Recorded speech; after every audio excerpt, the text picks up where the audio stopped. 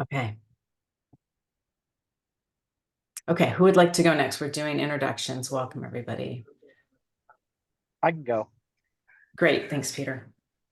Hey, so I'm Peter Folks. I'm from Saracosa Community College. I'm a faculty member of the Department Chair over Public Services. We're expanding in this area. We started 2 years ago a wildland fire program and growing. We cover all the way up the Eastern Sierra and down part of the Southern Sierra. Here today, from the last time, the update is we lost out on 2 grants. Kind of not really our fault, but just circumstances that be. And we had engaged 2 very ready to go community partners, both conservation corps. And so we are now on the hunt for one in the Eastern Sierra and one in the Southern Sierra, one for Curtin River Conservancy and one for Eastern Sierra Conservation Corps. We're looking for 2 grants if anybody can help. Hey, Peter, can you say your community college again? The name of your community college again? I'm taking notes. Saracosa Community College. And we're already part of SURF and everything like that, but we're looking for something that was a little bit quicker on the execution than SURF currently. Can you say, Peter, what grants that you didn't get? They were breaking barriers grants. It was a lapse of communication between, there was a contractor who was hired to write the grants, and we thought that they were all submitted, but apparently they weren't submitted. The deadline passed. We're a little burnt on it, and we don't want to burn our community partners. So I would like to go through any extra effort and all of my available capacity to follow through with my community partners on it. Great, thanks for sharing that. I'm sorry that happened. Yeah. I have a quick question on that, Peter. I'm working also as a co-convener with Sierra Institute on SURF, California Jobs First. So I was just curious, you say you're a part of SURF. What's the timeline? First of all, have you submitted a project through the project portal with SURF? And then what's your timeline for when you say quicker in execution? Yeah, we're submitting our project with SURF. I'm on the project identification committee on the High Roads Council down in the southern ones. There was a question of whether or not I could or couldn't with a conflict of interest because I'm on the project ID committee. So we weren't sure about that, but talking with Kaylee, it seems like it's fine. I could just submit it through. And quicker was we were gonna start in May with a couple $100,000 for each project. And it doesn't seem like I don't know if that's going to be the same timeline with SURF. So yeah. Okay, thank you. Yeah, thanks for that question, Thea. Thea, do you want to just go ahead and go next? Yeah, I'm Thea. I work for the Sierra Institute as a wood utilization coordinator. We have a wood utilization campus in Indian Valley, which is in Plumas County. And my main focus is to help advance all of the initiatives we have going on there. Right now, we're trying to launch a hydrogen production facility, also a mass timber production facility. And we have an existing traditional sawmill operation. And it's a previous brownfields site, so we're kind of continuing on that work. Yeah, happy to be here. Great, thanks, Thea. Who'd like to go next?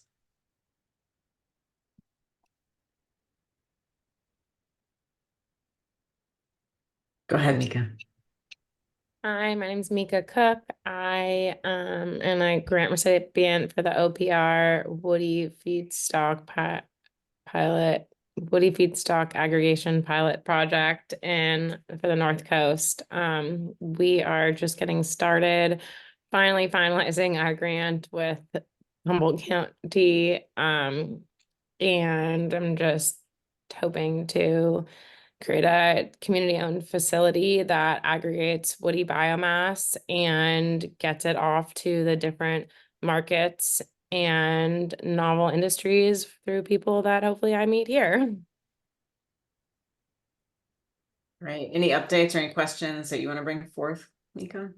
I just started reading the CAL FIRE project requirements, or by reading, I mean I printed them out and put them on my list of things to read. So, right now I'm suspecting that and understanding how I want to proceed with that is my primary focus. And then also just understanding how I need to manage like working on the project with continuing pursuing funding, as different funding opportunities come up, and then your timelines change because you only have so much time and capacity. So I'm curious about how other people deal with that here as well. Great. Great, thanks, Mika. Okay. Jeff, it looked I like you were can- ready to go. Oh, perfect. Go ahead, Tamara. Yeah, okay. Tamara Costa, aware of many hats here in Sonoma County, like many of you, I'm sure. I presented early on and I watched it. I made the mistake of watching it or challenged myself to watch myself speak. And it was very choppy. So maybe someday I'll be able to share more about the trio of programs that we have going on here. But the hats that I'm representing today, one is Regenerative Forest Solutions, which is also a grant recipient through North Coast Resource Fund Partnership, and the Watershed Research and Training Center is working alongside us to do that. That project is underway. We kicked off our working group in December, and we're working to do an assessment of Sonoma County and the feasibility of aggregating woody material, which is great. There's a lot of activity in the county right now from Permit Sonoma and various agencies. So we're really a subset of all of the incredible work that's happening at a countywide level and trying to find out where we fit into this picture of wildfire strategies and also a more resilient local economy and climate resilience. RFS was denied funding from CAL FIRE last fall, unfortunately, but we did get the California Resilience Challenge grant. So we were just selected for that, which is very helpful for our pilot program. So we're very pleased to share that announcement, which gives us some more resources to do our pilot over the course of the next year, which is producing a feasibility study on how to implement an aggregation center and work on contracting and utilization of biomass in the county. My other hat, and what makes me really dedicated to this work on feedstock supply chain work, is that I'm a co-owner of a small milling facility, a historic mill in Sonoma County, along with my partner, Jeremy Fisher. He's the co-owner of Forestry Collective, who's working on utilization of small diameter timber. So we have these really great hats that are complementary toward each other and really commits us to figuring out and finding solutions to resolving this, because we need the feedstock supply in order to be viable as a wood products business. So it's been working really great. Forestry Collective has received several grant awards, including our local bio-business competition, and received a CAL FIRE grant due to what John said was our replicability. So we were funded for a very small, we were the smallest grant that was awarded at 60,000 for a reach lift. So we have that now. We bought it in December, which is really nice. We got some equipment, which is really helpful for our mill. And we'll continue to pursue resources. So excited about that conversation about granting opportunities. CAL FIRE is tricky sometimes depending on what they get in the door. So any insights and help on the granting process would be great. And then again, I own land and manage forest and the small lumber mill in Sonoma County at Green Valley Farm and Mill. So we hope to have you all sometime for a visit. Thanks, Tamara. Can you say just a bit more about what John's comment was about replicability and how that helped you win? He hasn't shared much more than that because, you know, if you get the grant award, you don't usually schedule that 30 minutes with him to figure out why you got it. You're just like, great, moving on to the next thing. We need more equipment, so we'll probably be going back for some additional funding. But what our goal is with our regional milling campus, like Sierra Institute, I mean, they're doing such great work up there and are much further ahead than us, is to really realize this infrastructure in multiple counties. So our kind of eyes on, you know, what's happening in Marin, Lake, Mendocino, and our participation in this pilot project has really helped us, I think, just see like the bigger picture of how much regional infrastructure is needed. And we'd like to provide the business planning and opportunities to share information with others. So that's part of what we want to do. Great, thank you for that. Yeah. Who else? Hi, I'm Jeff Grief. I have Plumas Wood Fiber up in Plumas County. And what I'm trying to do is to get a facility going processing forest biomass into horticultural wood fiber substrate for the horticultural industry as a substitute for peat moss. The horticultural industry has a problem now because peat moss supplies are very limited for various reasons and very expensive. They need stuff to fill their pots in those acres and acres of commercial nurseries, et cetera. And so I came up with this idea. They're producing this material in Europe and to a certain extent in the United States, but not here on the West Coast. So I think that it could be a very good use of biomass for us. We could move large volumes of it. In California alone, the soil or growing media market is like $75 million a year. So that's what I'm trying to get going. I've been applying for grants. I've been getting into the horde industry to see what they need, going to trade shows. And I went to the Netherlands in November to see some of the machinery, extruder machinery that they're using to produce wood fiber substrate, and some of the amazing facilities that they have there for mixing growing media, highly mechanized, and it's really quite a thing that they've got going there. So I hope to be able to get this industry going. I think it could help us a lot. Like I said, I'm applying for grants. I'm looking for ways to fund it, wondering whether I should bring this under the wing of a nonprofit or whether I should keep it as a for-profit. So I'm kind of wrestling with that now. And I was interested to hear about SURF here from Peter Folks. I did not know that it's possible to make applications to SURF for specific projects now. From looking at their website, I didn't see anything like that. So some point today, if someone could tell me more about the SURF process, I'd appreciate it. Great, thank you, Jeff. We can put that on the agenda for sure.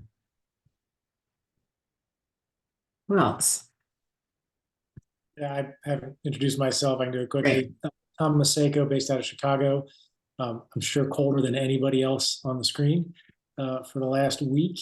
It is brutal out here. I'm an independent business consultant by way of the private equity world and the finance office of a large restaurant company. What I'm bringing to the table is, I think a lot of experience in finance, raising funds, budgeting for funds, putting together business plans, and have been working the last couple of years with Vance and another gentleman, Jeff Odefeed, thinking about how do you finance sustainable, environmentally friendly projects for the long term? How do you get beyond grants? How do you build a business plan? How do you fund them for the long term? So bringing that point of view to the table here and hoping to chip in wherever I can, helping with business plan design, organizational design. I've thought a lot about people hiring, putting the right people in the right seats, as well as, my career was built on finance and raising funds and evaluating business models. So a little bit of a different background to be around the table, but hopefully can plug those skill sets into quite a few of the issues that I hear people wrestling with around the table. Tom, are you interested in sharing some of those business plan designs with the group, or is this a offline conversation of contracting work and something like that? But when you say sharing the business plan design, can you elaborate on that? Yeah, well, I've been exploring with some of our partners and potential partners how to kind of co-manage with them on business planning. And I've received pushback from some of those partners to the templates that I've created for a business plan that has, prompted questions of this is what it should include, that would kind of inform projected costs and projected supply, if we're talking about the feedstock supply. So I've received pushback. So I'm open to, I was curious when you said other business plan designs, if those would be more fruitful or successful than some of mine have been. Yeah, I would say I don't have a set template that I work from. I don't have a set of templates that I work from. Quite honestly, it's more of a bespoke. It's been a bespoke process. One of the things I talk about a lot is when you're thinking about financing a business, There is no one way to finance a company, but there's usually a right way to finance a company, and that's dictated by the company's needs. So I'm not trying to avoid the question, but there are going to be certain companies where a bank loan, for instance, is the right place to go. There are going to be certain companies where that's the last place you want to go, is try to get a bank loan because of all the ways they're going to tie you up with different restrictions. So I don't have, to your point, I'd be happy to look at templates. I'd be happy to provide feedback on them, but I don't have any that I would provide. I would see myself being part of a conversation and around somebody that has a business plan or has a business, and pushing and prodding and helping put together, that business plan that's going to make sense from a cost standpoint, from a personnel standpoint, from a financing standpoint, if that's helpful. If you're in Chicago, what's your knowledge base of California ecosystem of financing and the investors in this area, or maybe the North Coast or the Pacific Northwest? Yeah, I don't have an intimate knowledge of the financing sources. I'm not going to be the person that's going to connect you with the financing sources. I would hopefully be the person that is going to be able to help you anticipate, regardless of who the financing source is, what kind of questions they're going to be asking, how to best position yourself to secure that financing. So I'm not intimately familiar with the different sources of grants and funding sources, but am like to think I'm intimately familiar with the process of raising money and allocating money. So I guess I'm arrogant enough to believe that though I don't know who you're going to be talking to, I can anticipate pretty well what they're going to want to see from your business plan, from your application, if you will. Right, thank you. Great. Tom has also generously offered to, or well, I asked him to speak next month. So he's going to give a little bit more in-depth presentation next month on his experience and finance and business planning and those kind of things. So he'll be able to share a lot more insight to that world with you all in February. And would love some guidance as to what people, if there are certain topics people would like to hear about. I've seen some of the presentations that have been done already on business planning, on putting together a business plan, key questions, the CAL FIRE process specifically. I don't want to rehash old ground. So if there are certain topics that people are wrestling with, whether it's around different types of financing between bank and bond and equity and all that, if that would be interesting to folks, or whatever the topics may be. I'm open to input either in the meeting today or reach out through Vance or to me directly, and would be happy to address specific questions next time we get together. Yeah, that's a good point. Thanks, Tom. And we can plan to send out a quick survey for everyone asking if they have specific questions like that, including a few of your proposed topics, and then get feedback on that as well. So thanks for bringing that up. Yeah. Who hasn't been able to go? Martin, have you been able to go yet? No, I've not. Good morning, good afternoon. Martin Tveer, Biomass Program Director for the Watershed Center. I think I know about half of the folks on this call and through various projects, the Opera feedstock aggregation. We've been talking with Jeff about Pluma's wood fiber. Yeah, I facilitate the California Ad Hoc Forest Biomass Working Group. Work with the task force on anything related to forest or woody biomass, forest biomass utilization, wood products. My organization is up in Hayfork, Trinity County, but I'm based out of Grass Valley in Nevada County. And yeah, if you'd like to get on my email list, just drop your email in the chat. We have monthly meetings, mostly monthly meetings, and then a somewhat irregular e-newsletter as well. Anything related to forest biomass and things happening in California or not happening. Thank you. Thanks, Martin.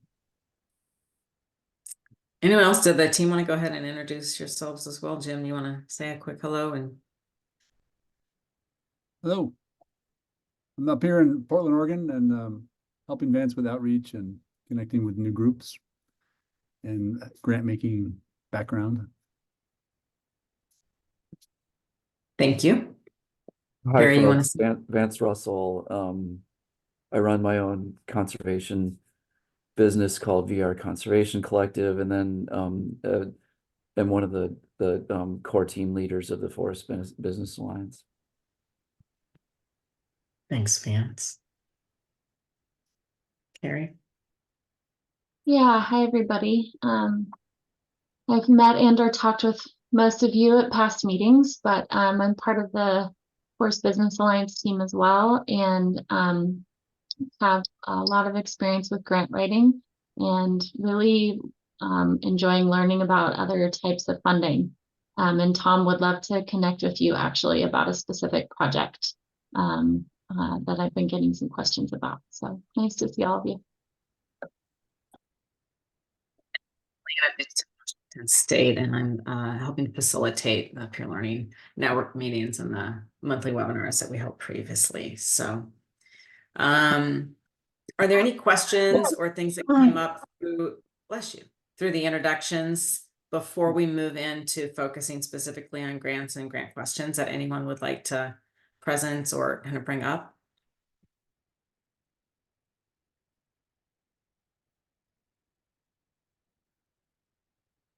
Feel free. Oh, go ahead. Yeah, I'm just curious. I know with the budget of California being kind of under some pressure this year, to put it mildly, we've seen preliminary drafts that are not, that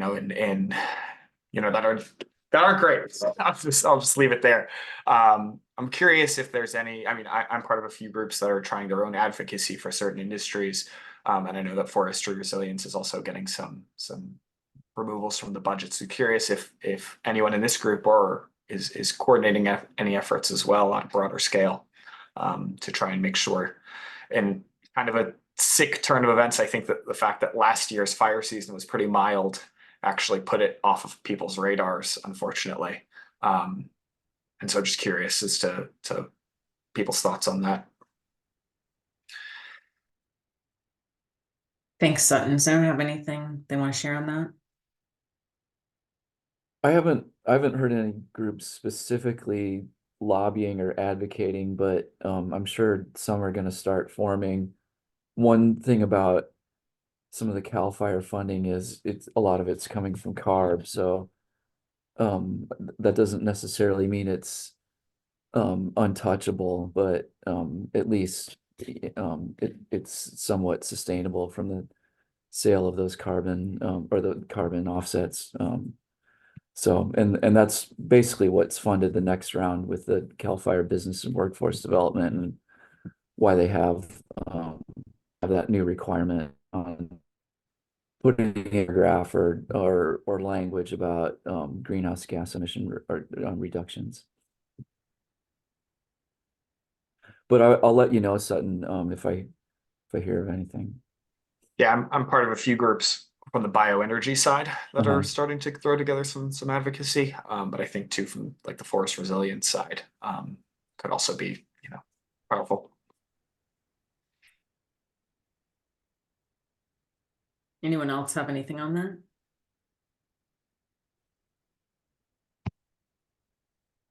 Okay. And anyone else have any other questions or yeah, go ahead, Mika. So I just went on the CAL FIRE website yesterday and spent like 20 minutes there clicking buttons, and I can't remember. I feel like it was here that the last time I heard anything, because Chief John McCarthy was here last time, or I can't remember what that was correct. I think so. And so is there anything more than that draft that's on their website published? And do we have or know when we will have a real timeline done? Yeah, let's go to that now, Vance. Do you want to? They just posted. They just published it's not draft anymore, Mika. So if you go back to the page today, it's the grant guidelines. So I just got an email 10 minutes ago. Yeah, I think Perfect timing. just published it today.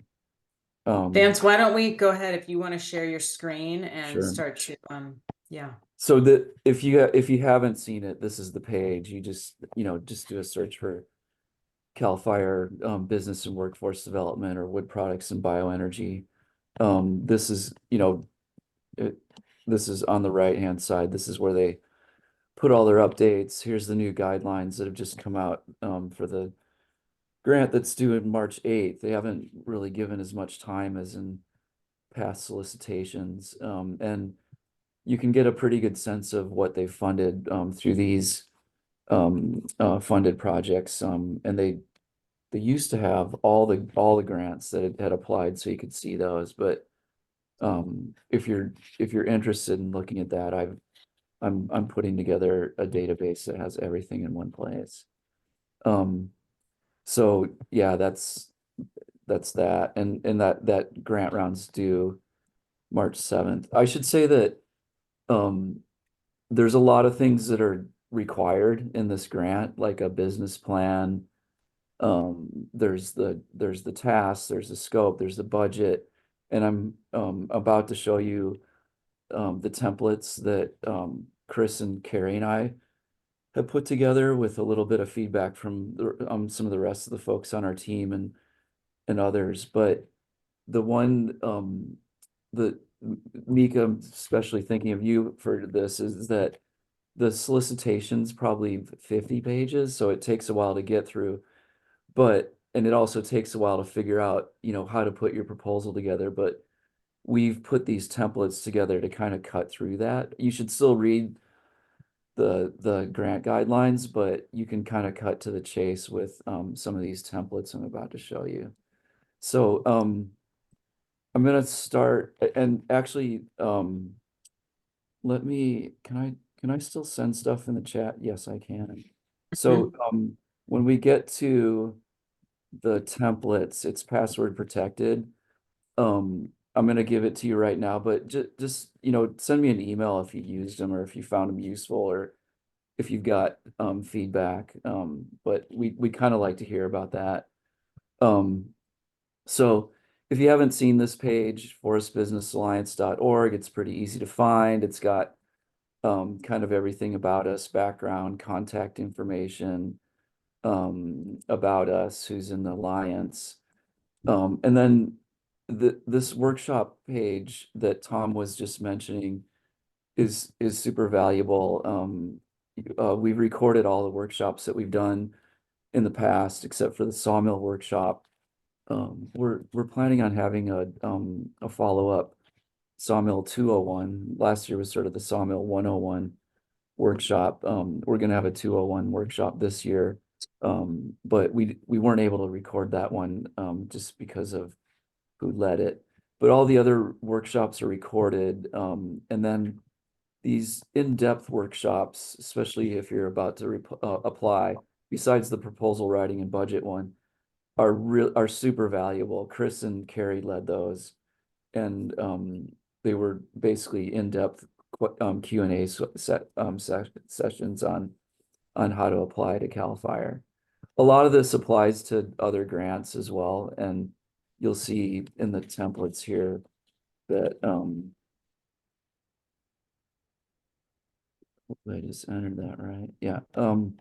That we're starting to add other grant guidelines for other programs like the Forest Service wood innovation grants. So these you just click on the W or the X or the PDF, and it downloads the document.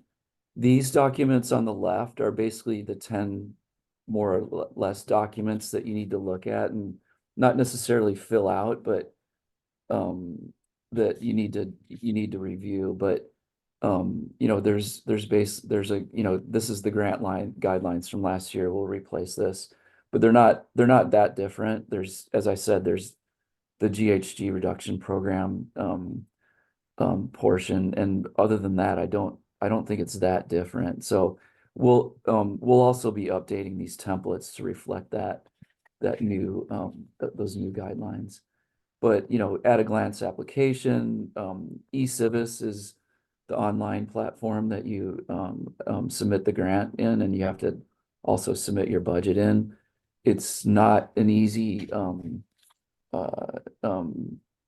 program or software to use, so we've tried to provide a lot of guidance and our interpretation of what the definitions are and what things mean. The budget items, for instance, have a somewhat funky nomenclature, for example, that takes some getting used to, but we've got the definitions and things like that in here. And then the two business and workforce development, those in the past have been two separate semi-similar grant applications. This is just the timeline that has the CEQA docs and the Gantt chart in it. That's straight from the CAL FIRE recommendation, so it's no different. But this budget guidance document is, well, these two proposal scope of work documents are really useful. They'll basically give you a template for filling out the grant, all the things that you need to have in there. The budget guidance, and I'll show you this in a sec, is designed to run you from the project conception all the way through a cut and paste spreadsheet that allow you to cut and paste your numbers into eCivis. And then there's budget guidance and project design guidance too, if you're at an earlier stage. Thea, sorry if is it Thea or Tia? Sorry if I'm butchering your name. No, your instinct is right. It's Thea. Thea, sorry. So you mentioned business plan templates. Love to talk to you a bit more about that. We put together these two templates last year. I haven't heard a whole lot about feedback, but we, you know, during the course of last year did get a lot of questions about that. And there's a couple of, well, Sutton is an example of a funded project where we discuss like how to put together a business plan, and then Merritt Jenkins, who's in the Alliance, helped also with that and provided some guidance there. So we've got some folks that in the Peer Learning Network and the Alliance who done successful business plans for the proposal, and also, you know, for their wider businesses as well. And then this is the federal WIG grant. It's the budget guidance and template. We haven't done the proposal for that, but these budgets are pretty much applicable to any federal grant. They're always the same. I'm just going to stop sharing, and then I'm going to show you what this Excel sheet looks like for the CAL FIRE budget guidance.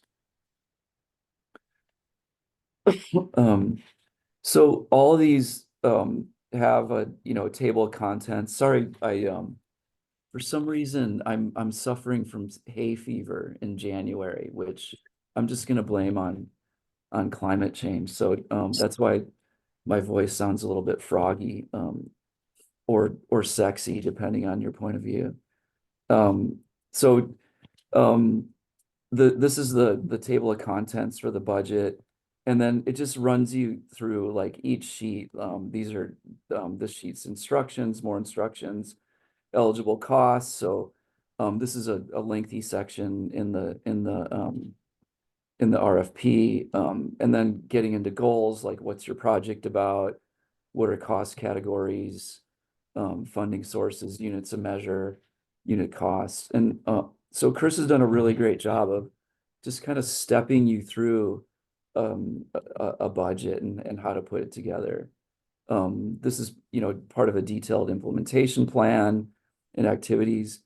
And then this gets you the budget. You fill out the yellow things and it populates the spreadsheet in other spots. And then at the very end, well, you get to a summary that you don't have to fill out. And then this is the This is the upload for East, wait. No, this is, why isn't that going in? Honestly. Okay. This is the eCivis page that you can cut and paste into the, when you're online, when you're ready to submit it. So hopefully that helps folks you know, not only put their budgets together and prepare them, but also, you know, eases the way to submitting that.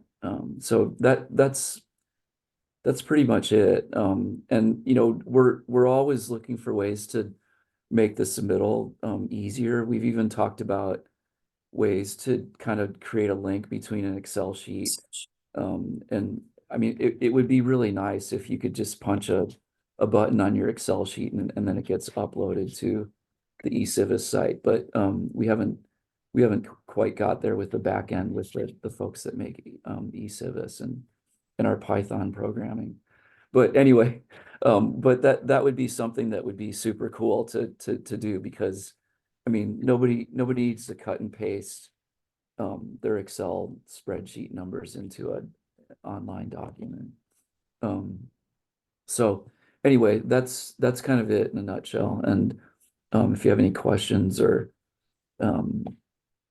anything about those, I went through that pretty fast, but please check them out, download them. And as I said, we would love to get your feedback on things that that you've seen maybe don't work, or that we didn't get quite right, or that you really loved, or even other programs that you've struggled with that especially that are related to this, that we could work on to provide templates and make it easier to apply. Thanks, Vance. Gary, did you have something? Yeah, thank you. Yeah, and thanks, Vance, for that. That's really great. And I would just add also that the project design workshop / webinar is really a good place to start, because that's really an early step in thinking about how to really think through your project even before you start writing your grant. And the budget workshop is a lot more in depth in terms of, once you have that general sort of like grant lens as you're thinking about the work that you need to fund, then the budget really helps step you into that. We have not yet done webinars about developing a work plan or developing some of the other really specific elements of all grant programs, and including this CAL FIRE Business and Workforce Development one. I think one of the things that Chris and I hear, and others of us hear a lot, is that folks want and need assistance, but either it's really individual, or it's not entirely clear what would be most helpful. So if there are pieces that you really want to have an in-depth workshop on, we would love to hear about that. And we don't necessarily need it to be the type of workshop where we're just talking at you. We can set it up so that there's just even a few of you, and we can really walk through some of your specific questions about your work plan, or even just, on a one-on-one sort of technical assistance level. But if there are specific elements of those, either business and workforce development or just grant programs in general, elements that you want some support on, we would really love to hear about that, because that makes us able to really provide the information that you all need. Yeah, thanks, Carrie. Could I, Kathleen, to add one thing to that? Please. Or maybe just echo, sorry. Yeah, I think that the CAL FIRE project design and monitoring guidance template that Vance showed you on the screen there, I think that, again, for people who haven't started yet, that's definitely the place to start. We tried to, in that document, in the Word document that's there, and in the Excel spreadsheet that we created, it's only about 15 or 16 pages long. But we tried to capture in those, that very short document, decades worth of experience between all of us. and look, we referenced hundreds and hundreds of pages of really solid program design work that's been done over the years too, and tried to pick out the things that are most relevant. Again, it's really boiled down. And yeah, so I think it's useful. It's a good place to start. It's not there's many books that have been written about this. So you're not gonna, it's not gonna cover every possible aspect of project design and proposal development, but it's a good starting point. And just like Carrie said, I mean, it's really easier in some cases if we only have, a couple of people in kind of a one-on-one setting, because to see where you are specifically in the process, it makes it really much, much easier for us to support you. So don't hesitate. And we don't building on have that, I remembered something that I think is really helpful, based on something you said, Chris, which is that project design session toward the end, we actually did a sort of practice run of filling in some of those tables. And that was really helpful for us and also for the participants. So you could also, just think about that in terms of these future workshop things, that we can make it a working session. And if you are looking at that one, know that toward the end we did a sort of test run of filling out some of those things in those spreadsheets.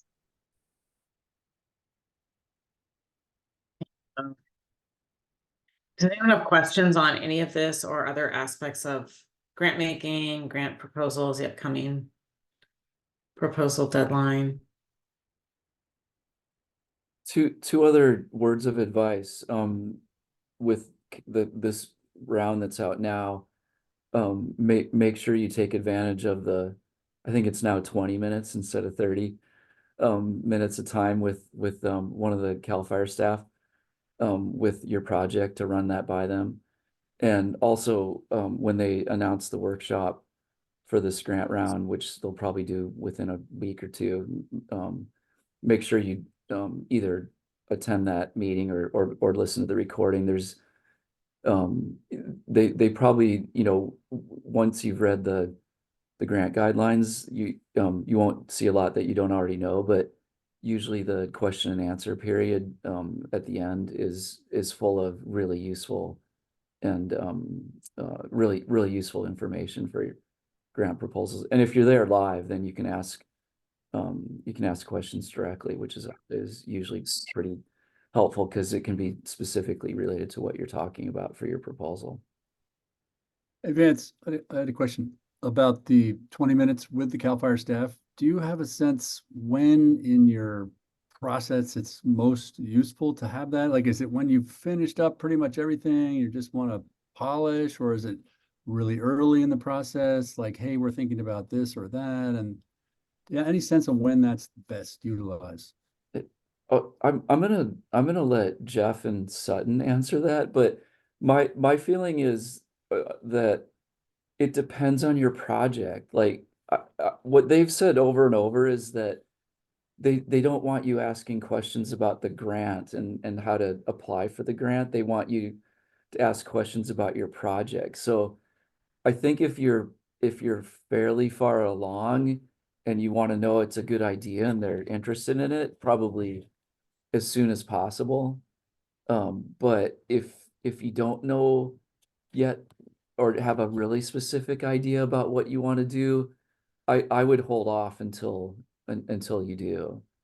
Because you want to go in there with a fairly well-conceived project and be able to bounce that off them so that they can tell you whether it's a good idea, if it's scalable, if it's really even appropriate for the program. So it sort of depends on the project, but I think if you've got something ready to go, then you should go as soon as possible.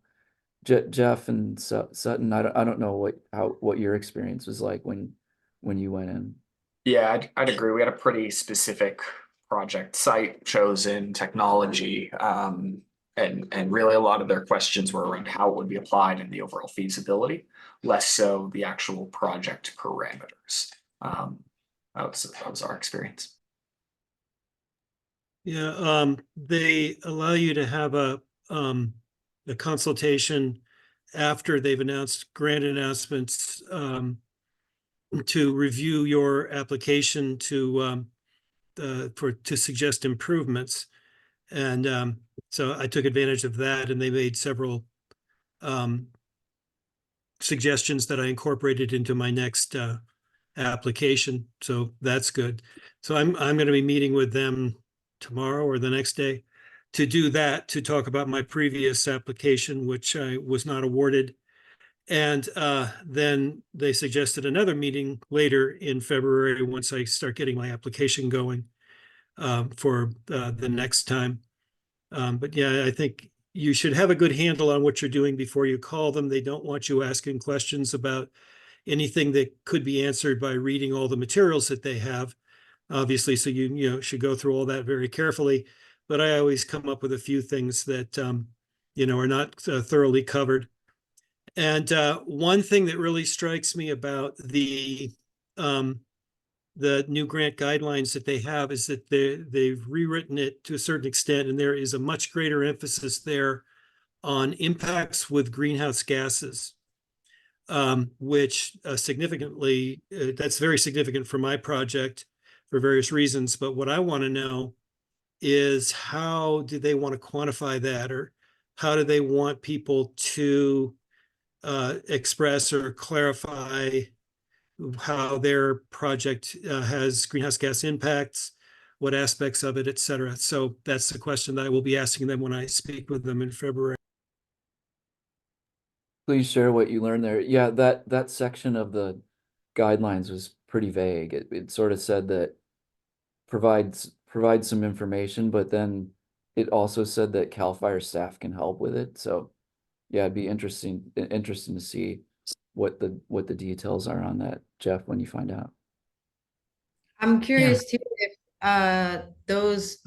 it's vague purposely because of the evolving policy with CARB and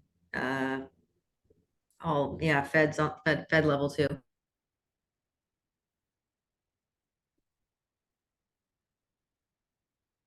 Thanks, you. Thanks, everyone. Carrie, you want to go ahead? Yeah, thank you, Thea and Jeff. That's really helpful information, and definitely it's good to look into some of these questions and having the chance to ask CAL FIRE specifically about these questions, not just sort of generally, but greenhouse gas impacts and benefits for your specific project, I think is really helpful to ask. And just in general, I just wanted to plug again the recommendation of requesting debriefs whenever possible. I just had one for a totally different grant program. It's the Bureau of Reclamation's Water and Energy Efficiency Grant Program, and they gave us an hour-long debrief, and it was so incredibly helpful for applying again. And they actually also recommended that if we're awarded, to get a debrief with the award. And Tamara, I think it was you who were saying, so often that goes by the wayside for good reason. When you are awarded, it's like, okay, on to the next thing. But if you are still looking for funding, the debrief, and any chance any agency folks make themselves available, it's really a great idea to capitalize on that if you can. Yeah, thanks, Carrie. Good idea. Mika, go ahead. I apologize. I walked away from the computer for a second, and I just wanted to clarify what Van said earlier. Did you say there's another public workshop with a live Q&A that's happening this year, or were you just recommending to watch the one from 2023 regarding the CAL FIRE grant? No, they typically every round they'll do a public workshop, although they didn't do one last fall, did they? But I think the last one they did was last year in January, February. So I'm guessing because they have the GHG reduction portion that they'll probably do another one, within a week or two, but it doesn't say anything on the website. So I don't know. I would still suggest watching that, the one from last year, because it has some really good stuff in it about what to apply for, but the program's different from last year too. So, I mean, you kind of have to take it a little bit with a grain of salt, because that funding and that round had a slightly specific or slightly different focus and a slightly different amount of money too. So it's worth watching if you have the time, especially if you just put it on 1.5x and skip forward to the questions. Yeah, maybe it's just worth sharing to the group is I submitted a great grant last year to CAL FIRE for Q1. And in my debrief meeting, that was very helpful. They gave me a bunch of pointers. And then the day after, Justin Britton sent me the NCRP OPR WRTC grant. Then I met with Clark, the administrator in my area, and I ended up getting that one. And so it was kind of crazy how going from like a rejection to a debrief to being awarded another grant from the people that rejected me within like 8 weeks or something. It was pretty amazing how that all worked out. And so everything leads to something else, even if it's not what you think. That's awesome. That's a really great story. Yeah, it is. Thanks for that, Mika. Yeah, Tamara. What's pretty impossible to build into these grants is administration of these grants. So it's been a real hindrance to us in our work to be able to administer them. Even the reporting requirements, I mean, invoice took a couple hours the other day. So any way to weigh in, I know that they do the open feedback sessions on it, but CAL FIRE grants are probably the most difficult. I'll just put that there. Yeah. Mika, did you have a response to that or a separate question? Yeah, I had follow-up. I mean, what we got awarded the NCRP grant in September, and then they've been working on the back end with their contract. And now we've submitted a budget in one way versus with personnel, supplies, travel, etc. And now they are contractors of Humboldt County, and now we're subcontractors, and we had to now turn that budget into fully loaded salaries justified under the civil servant pay scale, which is just like all blows my mind. I don't understand how to do any of it. And now it's like when we made the budget, we didn't allocate that admin cost for doing all that. Now we've spent months trying to understand how to negotiate this contract that we didn't understand was going to be as involved as it was.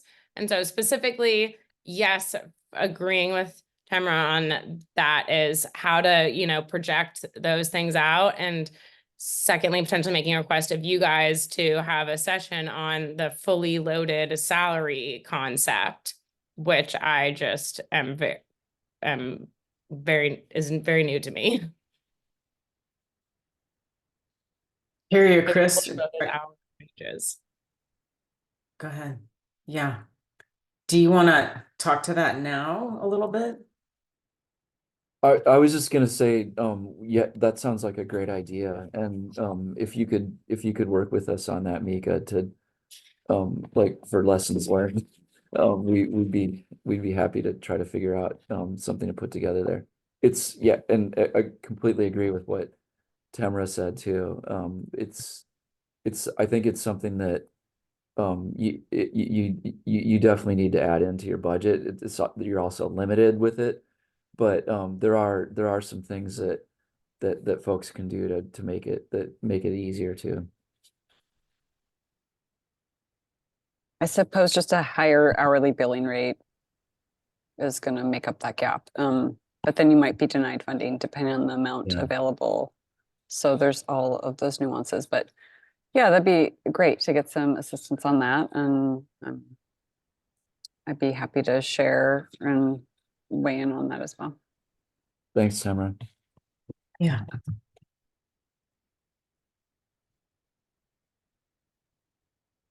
That's great. And we also, one of the things that we talked about and in the budget workshop is the idea of thinking forward in a multi-year budget, how to account for inflation and some of these things. So I think that there's a lot there in terms of creating your budget. There are a lot of pieces to think about, and fully loaded salaries are certainly something that I think in some cases there are internal rules about that. And I've worked for some nonprofits who don't allow for fully loaded salary rates. others who only use fully loaded salary rates. And there are certain grant programs also that require that you follow any written guidelines that your organization has about these things. So it is important to understand the specific guidelines, not just for your organization type, but also there are sometimes differences between grant programs about how these rules are applied. And we're talking about apples and oranges too, between nonprofits and different types of businesses and government agencies too. So that'll be interesting to talk about. Yeah, absolutely. And hopefully useful too. Plus there's prevailing wages, like even more fun stuff. Yeah. Yeah, We it's have complicated. The requests federal ones recently. actually, what were you gonna say, Carrie? Sorry. We have had requests recently for the prevailing wage topic as well. So Yeah, we'd have to dig into that. Now, I'd like to hear, definitely, I'd like to get your talk with you more about that, Mika, what the challenge was with to understand it so we could develop something specific to that. Like, it'd be nice to chat about or email back and forth so we could understand exactly what the issue is. So we can develop something that, meets the need. And then the federal stuff, the WIG, that showed the WIG guidelines on there that we were working on, the Wood Innovation Grant ones. The federal ones are easier, frankly, like, in many respects, like when it comes to overhead, and if, some of you might have negotiated indirect cost agreements, if you're big enough, or, you're generally allowed to put more indirect, often at least 10%, right? In a federal, the CAL FIRE one would for nonprofits can do up to 12%, but if you're a for-profit business, yeah, you're really limited. And so we can talk offline about other strategies, but that you might want to use to be able to cover some of your key costs, but your indirect costs. But yeah, it's tough, no doubt. Is there anything you want to share here online, Chris? No, I think Okay. we need to be a little careful with they really don't want to cover indirect costs, right? So it's on the CAL FIRE guidelines specifically. So I think it's, you need to follow the letter of the law there and Yeah. not, but yeah, there are ways I think that it can be done without breaking the rules, but Okay. I think it's a case by case basis. Sorry, my phone's ringing. Thanks, Chris. Anyone else on this topic or other topics or questions? I would like any knowledge about what's going on with SURF, if anyone can help me with that. Are we able to, are individual projects able to apply for SURF funds now? Is that open? I thought that wasn't going to happen until summer of 24. I thought, I'm not super familiar with it, Jeff, but I thought not, but it sounds like I would definitely connect with Thea or somebody at Sierra Institute that's help or working with the SURF program. Or it also sounds like why am I blanking on his name? Peter is working on that as well. He might be able to help there, but probably I would check in with Sierra Institute first. And maybe even Sierra Business Council. They might have some good information on SURF as well. I'm meeting with Che at Sierra Institute later this week, so we'll talk to him. Great. But we could, I think it's a different enough program that we let me know what you find out, and also we could talk more, but I was gonna say, I think it's a different enough program that it doesn't exactly apply to this, but it might be worth having a more in-depth conversation down the road, especially if folks think it's worthwhile. So let's keep that. Well, it's in the notes, but if you definitely keep bringing it up, Jeff. please.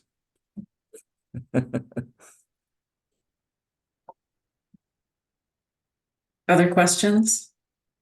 Oh, one other, I think Norma Santiago, who's in El Dorado County, who couldn't make it tonight because she's ill, but I think Norma's worked a bit as well in surf. I can ask her and connect you two if that's the case. Thanks, Vance. Go ahead, Tamara. Yeah, I have a question to see if anybody has grappled with this one, which is matching funds for CAL FIRE grants, as we run an LLC that is applying for the workforce development or business development grants. And then the nonprofit has applied in the past too, and that was the one that wasn't funded. But the LLC needs the matching funds, and that can be really challenging. So do you have any resources for people that provide loans for matching funds? Blue Forest has a minimum that they're willing to do that was too large for our company to take on debt-wise. That's a great question. Not that I know, we don't, but that would be really interesting to look at in more depth and see if folks have, how people have approached that. I'm gonna make a note of that, Tamara, and I'll do some asking around and see how folks have looked at that, especially the ones that are LLCs or private companies, like Merit comes to mind for Kodama. I don't know, Sutton, how did you guys deal with that? Yeah, we had enough funding just to do it with our own internal funds. I know of groups that will provide loans that are more for the value of the grant itself, but less so to help provide match. Yeah, I'm sorry. But couldn't you also instead of going for a loan, like couldn't you look at, the typical match items like people's time and other materials and things like that related to the project? Or is it such a large number that those things just don't add up? There's always some of that happening, I guess, with our Forest Service grant. We definitely did that. Yeah. I think it speaks more to the stage of our company and how early stage it is. It's just, Right. Access to capital is challenging at the beginning, and we have a very expensive startup costs, essentially. I mean, reading through the grant outlines, and they're also very specific that they don't pay anything for costs that you incur before the grant. So that's another question I had, was you obviously need the grant to run your business, but where are you getting the funds, those startup funds? And are there resources for folks out there to think about that? And then to your point, Vance, the provisions for in-kind or kind of sweat equity credit, rather than dollar credit, it seemed like they did contemplate that in the grant. So I don't know if people have gotten creative with that, or how aggressive you can be with valuing your time and the sweat equity you put into the business as part of that matching. But it's pretty onerous. It's 2 to 1 in the one instance, I think. So at the top end of the grant, you needed to raise like $3 million or something, if I did my math right, to accept their largest grant. So a very interesting topic. I don't have answers. I was intrigued. Would love to learn more about, or help think about how to go about solving those upfront funding questions. We can have an in-kind session at some point, or a matching session. I really like that idea in terms of like what's most useful for us to figure out by the time the CAL FIRE grant needs to be submitted. That's definitely like the most baffling component to me as well.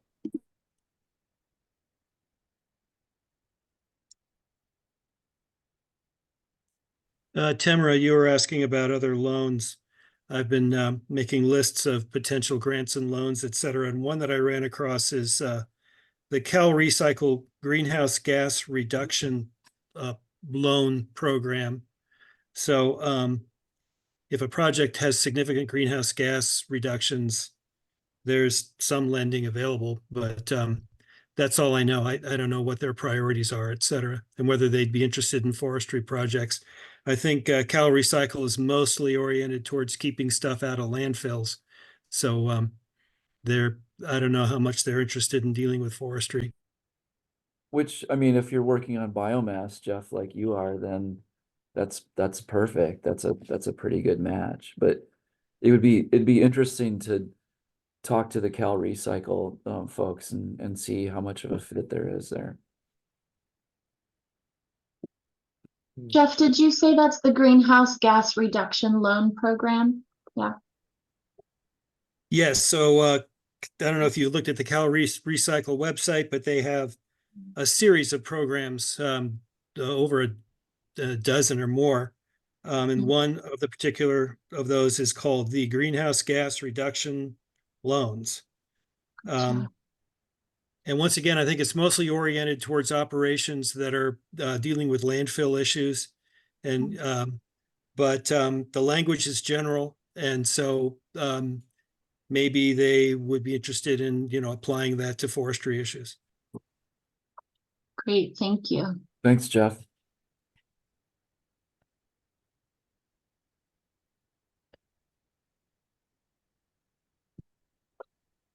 Other questions, or this is a great way to get these resources out and known. So this is good conversation. Any other questions related or in different areas?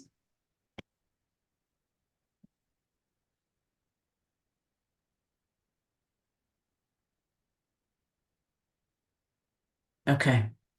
Well, I'll just toss out a couple of things here.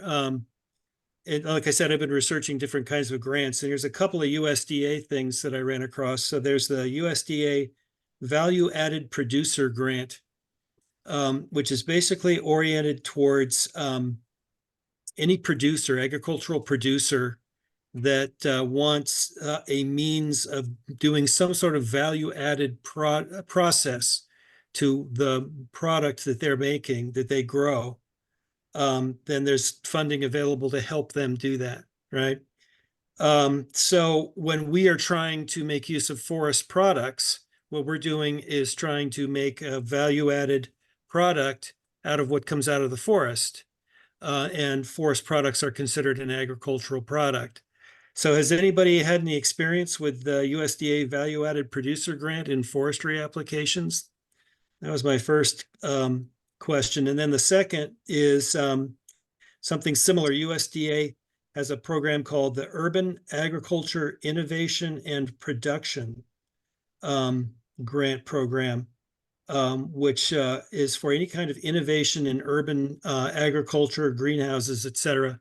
I think that applies to me because I'm making potting mix, but I suppose it could apply to other forestry operations that are producing any kind of mulches or composts, et cetera. They're looking for any kind of innovation in there. So does anybody have experience with any of those different USDA programs? No, but I was gonna say that, I mean, well, I think Chris Zimney is still the state forester for NRCS. It might be worth asking Chris about any programs that USDA has that are like those two, but others for forest products. And then there's a couple of other folks in the state office that work for NRCS that I know that I could ask as well. They're not necessarily grants programs folks, but they could definitely provide an answer there. I'm also looking at NRCS CIG Conservation Innovation Grants. And from reading all their language, I'm just not sure whether what I'm doing there applies with what they're doing. But I hope that what I'm doing would be considered an innovative conservation thing. So how do people have experience dealing with the NRCS Conservation Innovation Grants? I do. I've applied and gotten funding through that program in a previous lifetime in another job. And it was actually a a pollinator restoration program, well, doing restoration on farmland with to promote pollinating insects with the Xerces Society. That was actually when anyway, so yeah, we were successful with that. It was a really great project, and the funding was it was not that hard to apply for, but the challenge there is you're competing with other people that apply in the state. There's a state pot of funding, but there's also a national pot of funding. So you have a decent chance of getting it, especially if you're in the grant guidelines. The challenge there is convincing USDA that forestry is as important as ag, which I don't really know the answer to that, but Chris Zimney might be able to provide some insight there. Thanks, Jeff, for those ideas and great research and bringing in different areas. So unless there's any other final questions, we'll go ahead and wrap up. Anyone want to add any other thing? I just quickly would add that part of what we've been trying to do is keep on top of a spreadsheet of forest sector and renewable energy grant sources. So Jeff, I'll add a couple of these that definitely weren't there, but we'll periodically share that with the group. And I think that's really helpful just to even ask if people have experience with these and to be able to have information sharing sessions about specific grant programs. That's really great. So thanks for raising the topic. Yeah. I would very much like to see that database. Is that available on the website? You know, I'm not sure that it is yet, and it could be probably pretty quickly. We're just in the process of updating it again. So every time we update it, it gets a little bit messy before it gets cleaned up again. But I think that's something that we could share either via email, which is how I've shared it with others in the past, or put it on the website. Vance, you and I could connect about that. Yeah, we'd probably more likely email it to you, Jeff, but yeah, happy to share that. Okay, and I will send you what I've put together. Might be one or two suggestions there that are of use. Great, thanks, Jeff. That's awesome. Thank you. Yeah. Okay, well, thank you everyone for great conversation and all your answers and support and input and questions. And it's really helpful, as Vance and Carrie have said, and Chris, to have these inputs so that we can also continue to know like where are the areas of support and what you're looking for most and what would be helpful to further elaborate on, whether it's a specific webinar or a different document. So we're taking notes on all of that, and we'll continue to develop those out. So our next meeting is February 20th. And sorry, Vance, Tom's speaking that one, Tom's right? speaking in Yeah. February, and then in March, Matt King, who's with Heartwood for Forestry or Biomass, I can't remember the name, but they're a forest company based in Wallowa, Oregon, but they're also building a mill in Tuolumne County right now, just outside of Sonora. So Matt's gonna talk about their experience, mostly with finance, but also just, you know, how they went about doing the permitting and putting together the project for the Sonora mill or the Tuolumne mill. Great. So lots to look forward to. And then just as a reminder, Carrie and Chris are available for grant specific questions. So please reach out as the deadline comes and ask for their support in any way that would be helpful, in addition to all those resources that Vance went over in the end or in the beginning. Vance, did you have any final wrap-up comments you wanted to add? No, I mean, last year, several times we reviewed people's grants when they shared them with us, but we did have to iterate that we're not writing the grant for anybody. But we're happy to review and give you feedback. And also just, you know, if you just wanted to set up a call and talk about, you know, how you're approaching the proposal, whether it's, you know, CAL FIRE or WIG or others, we're more than willing to help there. But yeah, thanks everybody, and look forward to having Tom speak and seeing you all in February as well. Thanks, everyone. No pressure, Tom. Hopefully I can come up with something interesting. All Thank you. right. Thanks, All everyone. right. Take care.